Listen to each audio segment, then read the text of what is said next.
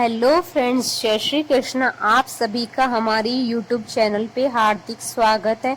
आज हम आपको पापांकुंशा एकादशी की कथा, पूजा विधि, महत्व और शुभ मुहूर्त के बारे में बताएंगे। हिंदू पंचांग के अनुसार प्रत्येक माह की 11वीं तिथि को एकादशी कहा जाता है। एकादशी को भगवान विष्णु को समर्पित तिथि माना जाता है। एक महीने में 2 पक्ष होने के कारण 2 एकादशी होती है, एक शुक्ल पक्ष में तथा दूसरी कृष्ण पक्ष में। इस प्रकार वर्ष में कम से कम 24 एकादशी होती है, परंतु अधिक मास होने की स्थिति में एकादशी की संख्या 26 होती है। एकादशी का उपवास करने वाले भक्त एकादशी के नियमों का कड़ाई से पालन करते हैं तथा अगले दिन सूर्योदय के बाद ही उपवास का समापन करते हैं। एकादशी व्रत के दौरान सभी प्रकार के अनाज का सेवन वर्जित होता है।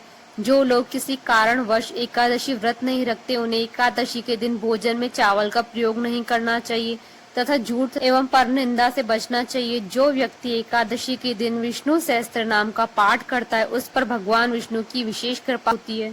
अश्विन मास में शुक्ल पक्ष में पापांकुंशा एकादशी का व्रत किया जाता है। इस बार 27 अक्टूबर के दिन मंगलवार को एकादशी का व्रत किया जाएगा। 28 अक्टूबर को द्वादशी तिथि वाले दिन प्रातः व्रत का पारण किया जाएगा। इस व्रत वाले दिन भगवान पद्मनाभ की पूजा करने का प्रावधान है। इस व्रत को करने से सूर्य यज्ञ और तप के समान फल की प्राप्ति होती है। पापांकुंशा एकादशी के महत्व को इसी बात से माना जा सकता है कि महाभारत काल में स्वयं भगवान श्री कृष्ण ने धर्मराज युधिष्ठिर को इस व्रत की महिमा बताई थी। इस व्रत को करने से मनुष्य के अशुभ संस्कारों का नाश हो जाता है और इस व्रत को करने से मनुष्य को पुण्य फल की प्राप्ति होती है। इस व्रत को करने से सूर्य यज्ञ और अश्वमेध यज्ञ के समान फल प्राप्त होता है। इस एकादशी का नाम पाप रूपी हाथी को पुण्य रूपी व्रत के अंकुश से भेदने के कारण पापांकुंशा एकादशी पड़ा। इस दिन मौन रहकर भगवत स्मरण और भगवान की कीर्तन भजन करने का प्रावधान है, जिससे मनुष्य में सद्गुण आते हैं और उनके मन में निर्मलता आती है। शुभ मुहूर्त। एकादशी तिथि प्रारंभ होगी 26 अक्टूबर 2020 को सुबह 9 बजे और एकादशी तिथि का समापन होगा 27 अक्टूबर 2020 को सुबह 10:46 पर।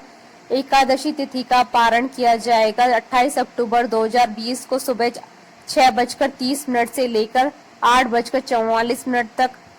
पूजा विधि। एकादशी को ब्रह्म मुहूर्त में उठे नित्य कर्मों से निवृत्त होकर स्नान आदि करने के पश्चात भगवान के समक्ष व्रत का संकल्प करें। संकल्प लेने के पश्चात घट स्थापना करें और कलश पर भगवान विष्णु की मूर्ति रखकर पूजा करें। इसके बाद विष्णु सहस्त्र नाम का पाठ करें।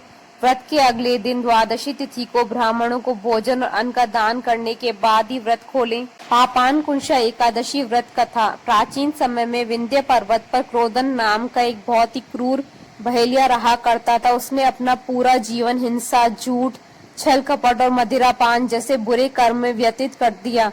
जब उसका अंत समय आया तो यमराज ने अपने दूतों को बहेलियों के प्राण हरण करने की आज्ञा दी, जिसके बाद दूतों ने उससे कहा कि कल तुम्हारे जीवन का अंतिम दिन है। मृत्यु का समय निकट देखकर बहेलिया भयभीत हो गया और वह बहेलिया महर्षि अंगीरा की शरण में जा पहुंचा। उसने महर्षि से प्रार्थना की, तब उन्होंने उस पर दया का भाव दिखाते हुए उसे पापांकुंशा एकादशी का व्रत करने के लिए कहा। तब इस व्रत को करने से बहेलिये के सारे पाप नष्ट हुए और ईश्वर की कृपा से उसे मोक्ष की प्राप्ति हुई। बोलिए भगवान विष्णु की जय, सनातन धर्म की जय। आशा करती हूँ कि आपको पापांकुंशा एकादशी की व्रत कथा, पूजा विधि और शुभ मुहूर्त का ये वीडियो पसंद आया होगा, तो आप इस वीडियो को अधिक से अधिक लाइक और शेयर कीजिएगा ताकि सभी भक्तों को इस वीडियो का लाभ प्राप्त हो सके। आप हमारे चैनल को सब्सक्राइब जरूर कीजिएगा अगर अब तक नहीं किया है तो, ताकि आप और हम कनेक्टेड रहें। जय श्री कृष्णा।